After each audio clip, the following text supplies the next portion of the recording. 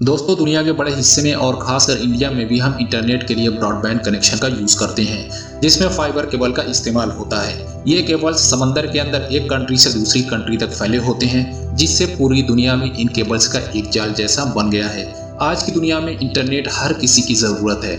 ऐसे में अगर हमें इंटरनेट सैटेलाइट से मिलने लगे तो फिर क्या कहना, क्योंकि आप चाहे पहाड़ में हो, जंगल में हो या दुनिया के किसी भी वीराने में, सैटेलाइट से इंटरनेट हमेशा मिलता रहेगा। स्टारलिंक स्पेस एक्स की सब्सिडरी कंपनी है, जिसके फाउंडर दुनिया के सबसे रिच इंसान इलॉन मस्क हैं और इस कंपनी का मकसद पूरी दुनिया को, खासकर रूरल एरियाज को और कुछ ऐसे हिस्सों को जहां लोगों के पास ब्रॉडबैंड कनेक्शन नहीं पहुंच पाया है, को सैटेलाइट इंटरनेट से कनेक्ट करना है। चलिए दोस्तों, अब वीडियो को शुरू करते हैं, लेकिन उससे पहले चैनल को सब्सक्राइब कर लें और बेल आइकन को भी प्रेस कर लें ताकि आपको लेटेस्ट वीडियोस की नोटिफिकेशंस मिलती रहे। दोस्तों, अगर स्टारलिंक के बारे में और जानना चाहते हैं या उसका कनेक्शन लेने के बारे में सोच रहे हैं तो वीडियो को लास्ट तक देखें, क्योंकि लास्ट में कुछ ऐसी बातें करेंगे जो आपको जानना जरूरी है। स्पेस एक्स ने पहला प्रोटोटाइप सैटेलाइट 2018 में लॉन्च किया था और अब तक 1791 सैटेलाइट अर्थ के लोअर ऑर्बिट में लॉन्च कर चुका है।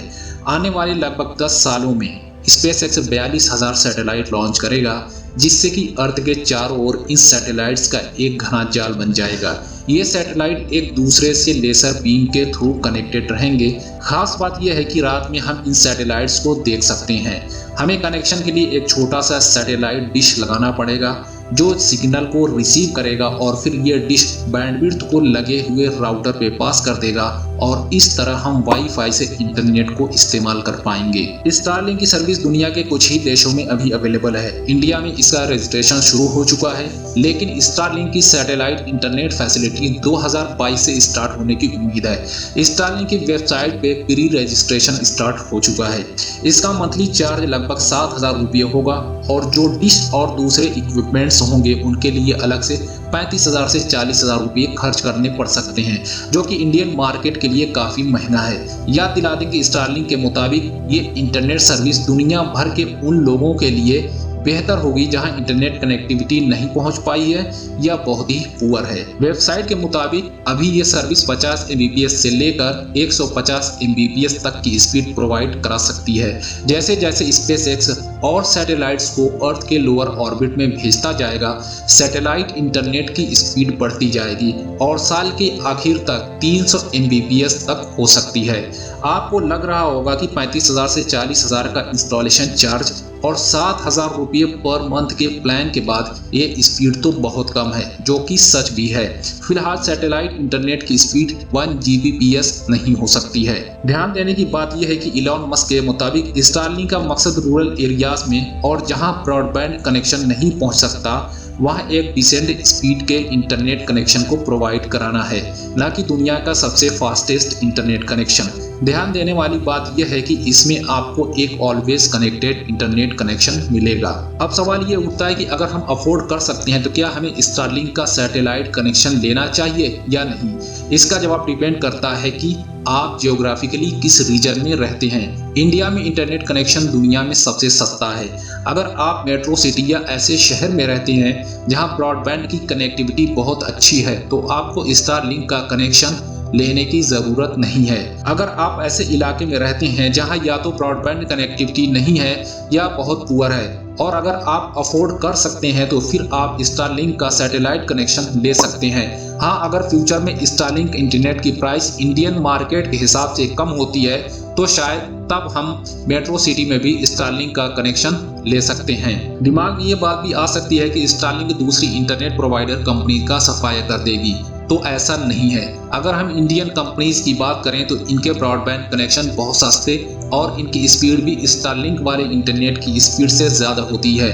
दोनों के स्पेस अलग अलग हैं। सैटेलाइट इंटरनेट का दायरा बड़ा है, जबकि टेलीकॉम कंपनीज हर जगह इंटरनेट नहीं प्रोवाइड करा सकती क्योंकि इनकी अपनी लिमिटेशंस हैं। और यह बात भी है कि सैटेलाइट इंटरनेट फाइबर ऑप्टिक्स की स्पीड को मैच नहीं कर सकता।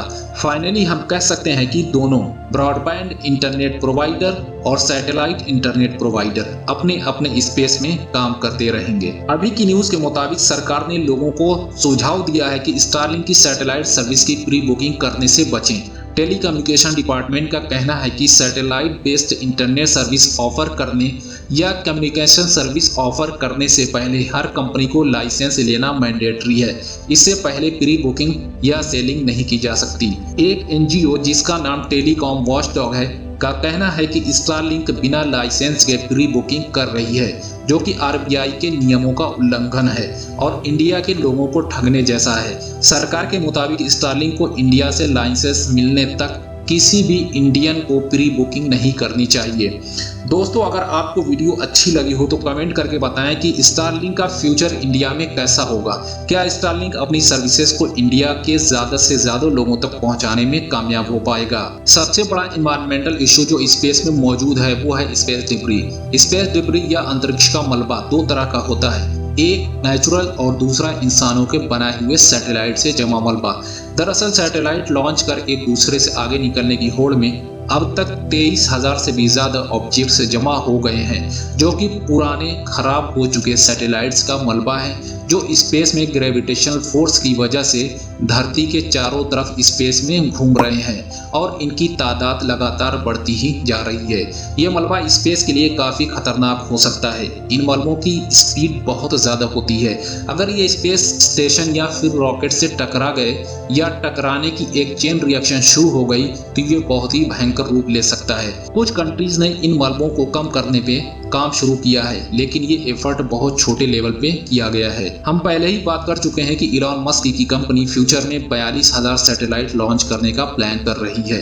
इससे स्पेस में सैटेलाइट का एक बहुत बड़ा ट्रैफिक हो जाएगा, जिससे सैटेलाइट का एक दूसरे से टकराने का खतरा और बढ़ जाएगा। लेकिन इलॉन मस्क का कहना है कि हम अपनी सैटेलाइट्स को लोअर ऑर्बिट में लॉन्च करेंगे। हम ऐसी सैटेलाइट बना रहे हैं जिनकी लाइफ खत्म होने पर ये अर्थ पे वापस आ जाएंगी और ये मजीद स्पेस में मलबे को नहीं बढ़ाएंगी।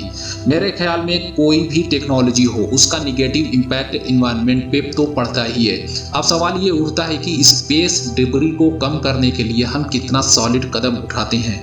दोस्तों, आपको क्या लगता है? कमेंट करके बताएं कि स्पेस डिब्री को कम करने के लिए दुनिया को क्या करना चाहिए। दोस्तों, वीडियो को देखने के लिए बहुत बहुत शुक्रिया। आगे मिलते हैं ऐसी ही किसी और वीडियो के साथ।